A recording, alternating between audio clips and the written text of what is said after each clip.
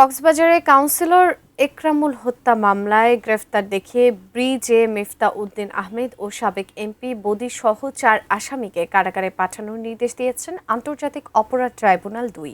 এই বিষয়ে ব্রিফিং করছেন চিফ প্রসিকিউটর মোহাম্মদ আমিনুল ইসলাম। আমরা সরাসরি যুক্ত হচ্ছি সেখানে। এরকম হতো এবং কাউন্সিলর একরাম হত্যা মামলাটা কিন্তু এরকমই একটা ওয়াইড স্প্রেড এবং সিস্টেমেটিক অফেন্সের একটা পার্ট অফ অফেন্স। তো সেই কারণে এটা অ্যাবসলিউটলি কাউন্সিলর একরামুল হত্যা মামলাটি আমাদের এই ট্রাইব্যুনালে বিচার্য। সকল বিচার বিশ্লেষণে তাই মনে হয়েছে। এখন আমাদের বিষয়টা হচ্ছে যে আমাদের ওখানে এই মামলাটির বিচার হবে, তবে হ্যাঁ, বিচারের যে কোনো পর্যায়ে যদি এটা মনে হয় যে এই বিচারটি আমাদের এখানে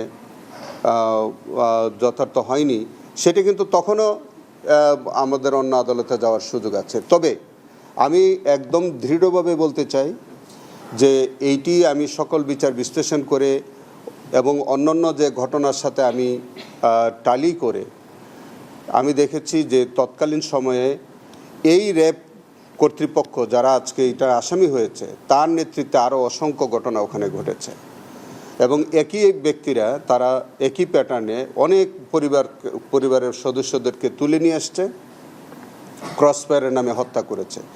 তারই part of wide spread and systematic offence হিসেবে কাউন্সিলর একরামের হত্যাটা একটা অন্যতম ঘটনা। এটা শতভাগ এই ট্রাইব্যুনালে বিচার্য এবং এই ট্রাইব্যুনালে এটার বিচার হবে। হ্যাঁ না, আজকে যে 7 জনকে তারা কারাগারে পাঠিয়েছে, 4 জনকে কারাগারে পাঠিয়েছে, যারা পলাতক আছে তাদের এক্সিকিউশন রিপোর্টের জন্য আছে।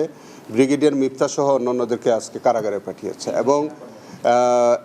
এবং একটি আবেদন আসামি পক্ষ থেকে করেছে, সেটা আগামী 7 তারিখে এটার উপরে শুনানি হবে যে এই মামলাটি আমাদের এখানে বিচার্য কিনা।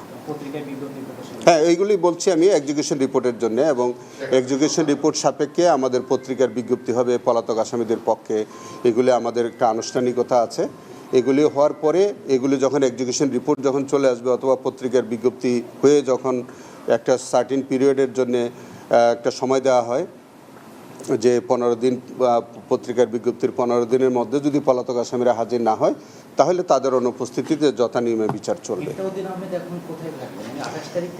সেটি আপনারা জানেন, উইং কমান্ডার সাইফুর রহমান ওরফে সাইফকেও এর আগে একদিন আগে আমরা তাকে সেনাবাহিনীর যে মিলিটারি পুলিশের হেফাজতে দেওয়া হয়েছে। আমরা মনে করি যে উনিও যেহেতু ব্রিগেডিয়ার মিফতা, উনিও যেহেতু সার্ভিং অফিসার, তাকেও আমরা সেনা হেফাজতে সেনা পুলিশের তত্ত্বাবধানে রাখা হবে বলে আমরা মনে করি। সাবজেক্ট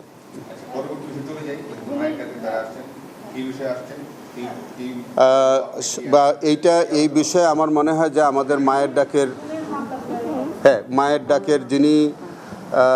ডাকের যিনি আমাদের সভাপতি না সমন্বয়ক, তিনি আমাদের মাননীয় সংসদ সদস্য সানজিদা ইসলাম তুলি, তিনি সহ আমাদের গুম পরিবারের বা ভিকটিম পরিবারের প্রায় 30 জন পরিবার, 30 জন পরিবারকে প্রতিনিধি হিসেবে আসছে আর 30 জন পরিবার সশরীরে আসছে। আর অর্থাৎ সর্বমোট আমরা ধরে নিতে পারি যে প্রায় 60 জন পরিবার আজকে, হ্যাঁ 60 জন পরিবারের লোক আমাদের এখানে আছে। একজন 30 জন পরিবারকে রিপ্রেজেন্টেটিভ হিসেবে আসছে আর বাকি 30 জন পরিবার সরাসরি তারা এসছেন। এই গুম বিষয়ে আমি একটু বলে রাখি যে এই গুম বিষয়ে তদন্তের বিষয়ে এর আগেও তারা এসেছিলেন আমার কাছে। আমরা ওনাদের সাথে আগেও কথা বলেছি, আমাদের ইনভেস্টিগেশন চলমান আছে। আজকে হয়তো তারা ফলো আপ কোনো বিষয়ে আমার কাছে হয়তো কথা বলবেন। তো এই বিষয়ে আমার মনে হয় আমাদের মাননীয় সাংসদ সানজিদা ইসলাম তুলি তিনি বলবেন।